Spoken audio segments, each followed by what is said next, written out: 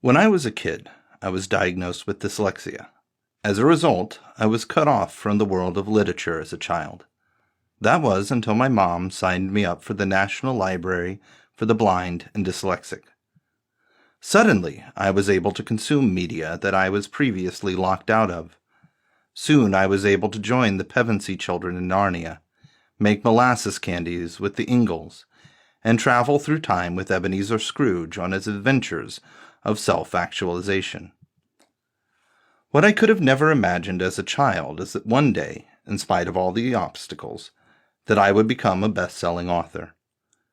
The book you are about to hear is my fourth published work and second novel. It is also my first audiobook. I am beyond thrilled to bring this book to life a second time, jumping off of the pages and into the audio sphere. It is extremely important to me to be the one reading this book aloud.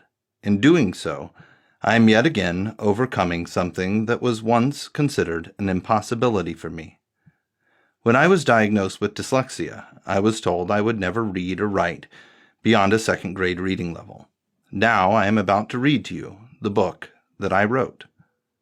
I have made the decision to not allow this recording to be overly edited.